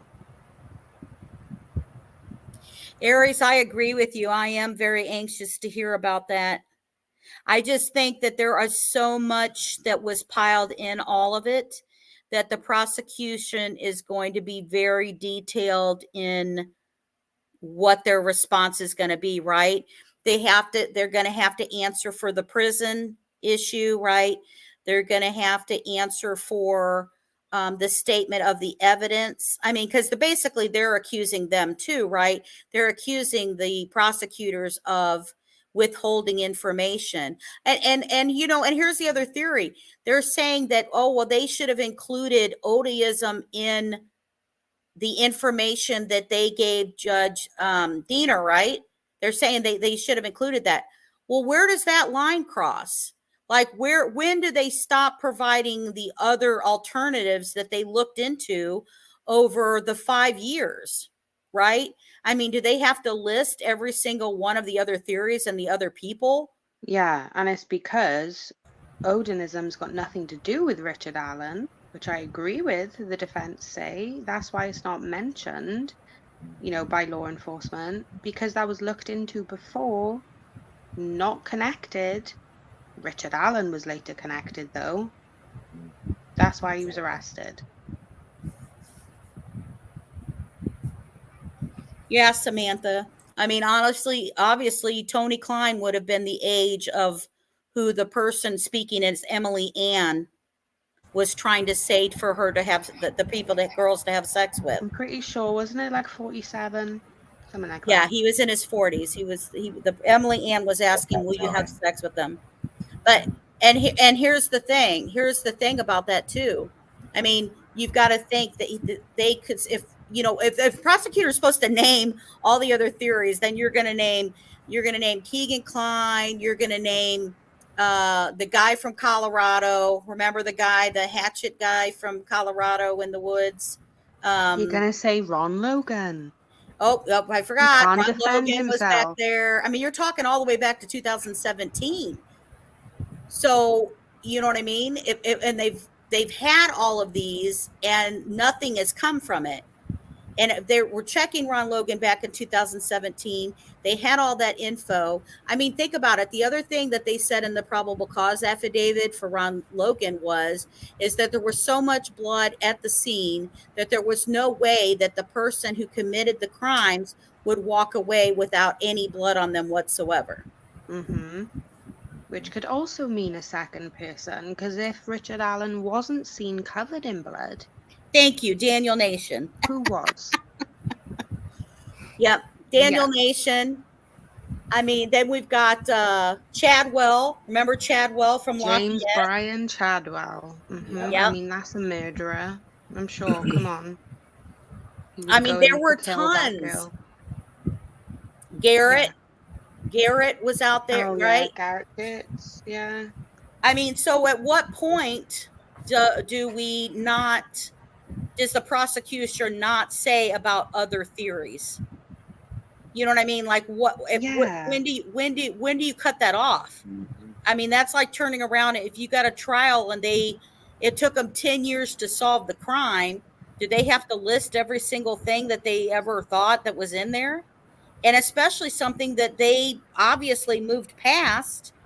You know, I don't know when they officially ended it, but it started in 2017 with them. See, wonder who will testify at Frank's hearing if they have it. I'm sure they call Toby and Legit, and maybe someone who overheard guards threatening Richard Allen. Who knows? They will call Betsy Blair.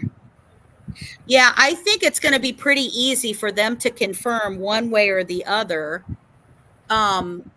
whether information was mistold or not. Yeah, that's going to be that's going to be easy. That's going to be very easy for them to do.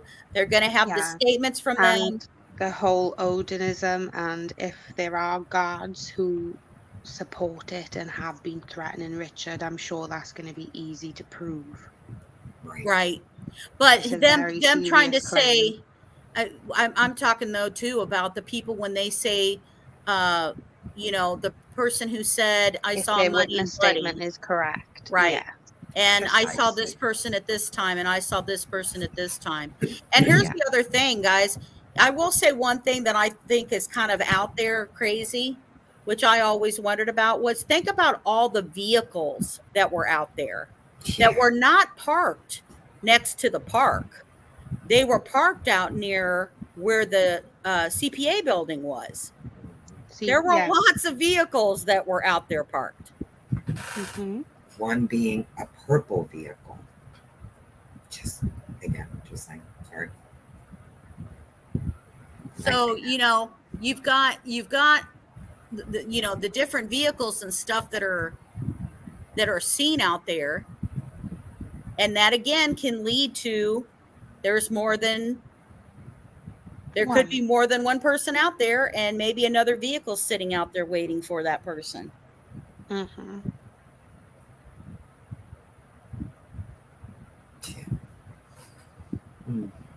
Pre-COVID. Why can't I read that? I'm having pre-COVID blasts from past here. Uh-oh.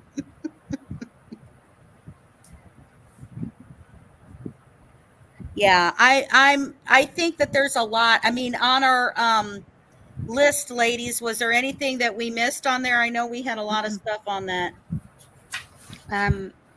What the defense team claim about the FBI involvement? Yeah, that one, I mean, you can't really, obviously we can't really speak to. I mean, I don't know whether they'll clarify that or not clarify that, but we obviously know the FBI was involved in the beginning. And I don't know if you guys want to even, I've talked about maybe even doing a show, because we did have some issues with the Indianapolis FBI that was going on here. And that was because it was going on with the USA women's gymnastics that's based out of Indianapolis, Indiana. And there was the big scandal and stuff that was cover up of Dr. Nassar, who was molesting and filming all of those hundreds of girls who were abused by them, and one FBI agent in Indianapolis who quit, right? And then the other FBI, his supervisor, shown on, you know, being questioned by Congress about what happened and stuff and the cover up from it. And the reason that they also did that is because the supervisor of the agent who quit, or I'm sorry, who got fired, was interviewing to go take a job with the Indianapolis gymnastics team. Those are the same people who was helping with the Delphi case at the time. So there was a lot of stuff going on here. I've thought about covering a show and stuff about that, and the connection to Dr. Nassar in Indianapolis and the FBI. I don't know if you guys would be interested in seeing all that stuff. and Well, knowing about all of them. We've already done some research on it, so. But you know, that was a big deal here, and those cases and stuff were a big deal here too. So, anything else on the list, Paige?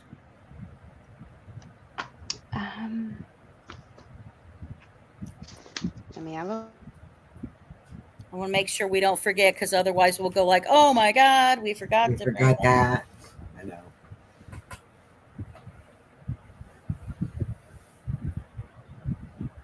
Not that I can think of. Yeah, I think we got everything. Well, I am interested, like everybody else, to see what information is going to be covered.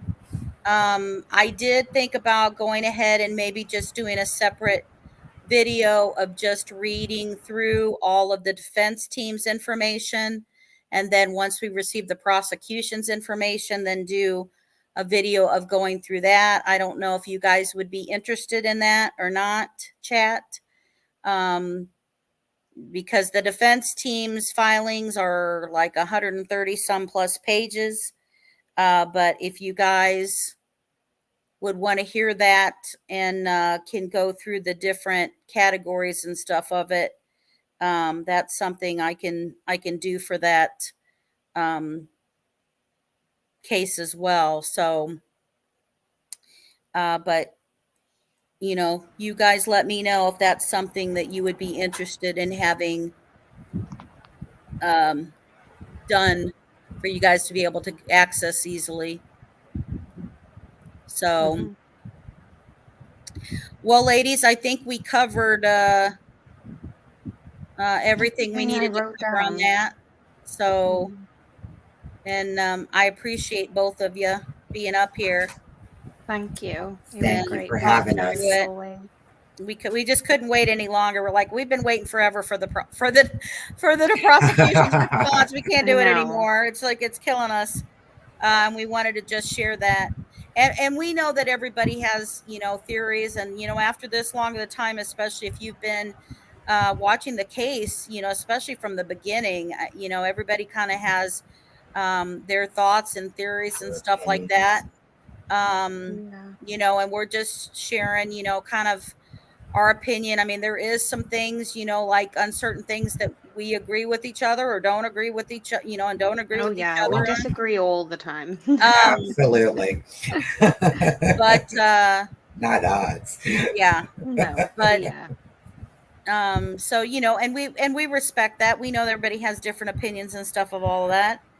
And but you know, I think everybody wants the same thing, and that is that for us to sit here and find justice for Abby and Libby.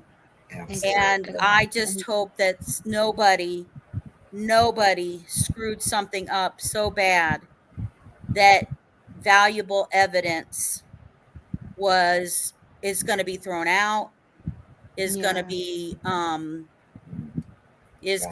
I mean, if that gets thrown out, because that, you know, the main thing that they're worried about is the ballistics of that bullet, because that's one thing they just can't explain from there. And then obviously anything that's found forensically, digitally, and stuff like that. But and if it does get thrown out, we want the right person. That would make it more difficult for them ever to get justice. Right. So I'm sorry, but I don't think they would completely ride all of this on someone based on lies. And if they don't get, if there is somebody else involved, regardless if it was help with the setup or if it was an additional person who helped with the murder, if this evidence gets thrown out with Richard Allen, I fear that this could be a case that's not ever solved. Exactly. Because I don't think we'll get that second person if that happens, in my opinion. And that's why I can't, like, in my soul, I can't believe that Richard Allen is not Bridge Guy. Yeah. I can't believe that. No, I would. Absolutely. Absolutely. In my opinion, 100%. They Well, wouldn't jeopardize this case like that. I'm sorry. Not in my opinion. yeah, and it, you know what, and I think that once the prosecution comes out, what we're going to do also is that we'll go back and also just reconfirm everything, because we do know that Kelsey was interviewed early on about clothes that the girls were wearing. We do know that about the times and stuff that they're trying to say isn't in there, if it's not addressed by the prosecution themselves. We'll go back through and share that with you guys, because I think that's important. It is. I think that's what we're all waiting for right now. Yep. Yeah, Exactly. everybody is. Yep. Exactly. Well, thank you, Miss Page. I know it's very late for you, Oh, and that's I know you fine. got I'm so glad work to in the be here. morning, Yes. so Yep. thank you for staying up late with us, No problem. and I will catch up with you, I'm Cool. sure, Thank you, tomorrow, guys. as we've I'll got speak other to you stuff going. soon. All right, Yeah. Oh, Miss yeah. Page. Love Good ya. night. And Mama Bear, thank you so much Thanks for for having being me. on. Appreciate it. And we'll catch up soon. Love to you, and thank you, everybody in chat. Thanks for having me up, Justice. Yep. Thank Bye. you. Bye. So, like I said, we will wait for prosecution to come out. If there's something that they do not correct with the times that we need to look up, we will do that for you guys, and share that. And please know we're open to any of your theories and stuff like that. Tonight was just kind of more of a casual, we were just going to yap and stuff, because it was really, we never got a serious chance for us to even discuss our thoughts of everything, other than we all thought, okay, yeah, we need to bring this up, kind of thing. So we wanted to get that done. We have some other things that are coming up. We have the Oakley Snow case. Is the trial is coming up for her mother and her Madison Marshall and Roan Waters. That is coming up on October 2nd. The trial for that, for her murder. That's the little girl. She didn't even turn 2 years old, who was from Oklahoma. They never issued an Amber Alert, and she was here in Indianapolis. And by the time they issued anything in Indianapolis, she had already been murdered here. I'm hoping to have the grandmother back on, but if not, I will be doing an update of the information that's come out, the discovery that's come out, and prep before that case happens. Also, I have a show that I was trying to finish working on before I went in the hospital, and that was on the Long Island serial killers, victims in Las Vegas. And there's some victims in Las Vegas who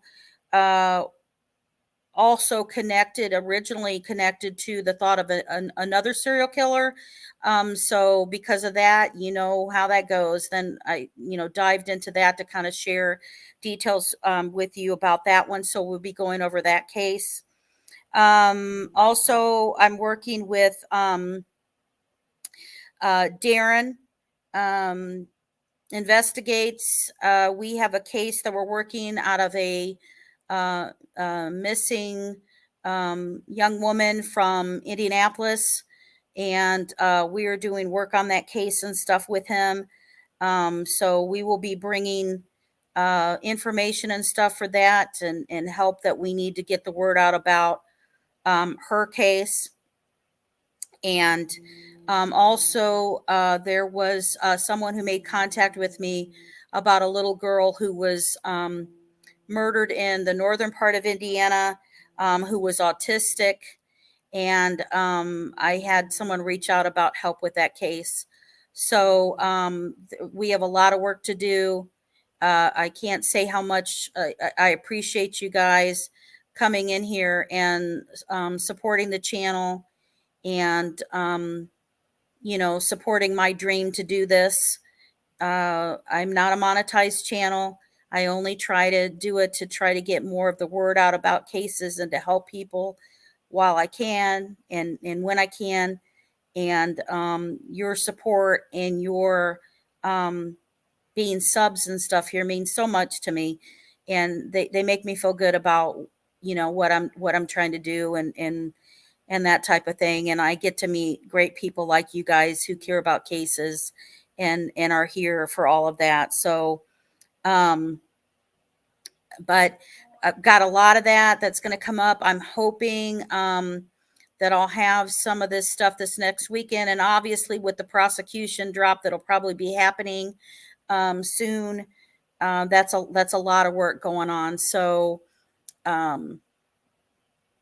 also I just share, if you do know of a case or you have information and stuff about a case, particularly, especially obviously here in Indiana, let me know. Just send me an email at justiceserveddaily@gmail.com, and we will line that up to help with that case and do what we can to try to get the word out and support things. So thank you guys so much. I appreciate you all. I missed you while I was gone and out sick, but it just means a lot to me that you guys are here, and it's really a great thing, and it helps me a lot. It really does. So thank you, Jinx, for being in there. I know Miss Kelt was in there earlier. Love all you guys, and thank you for making sure that justice is served daily. Good night, guys. Catch you soon.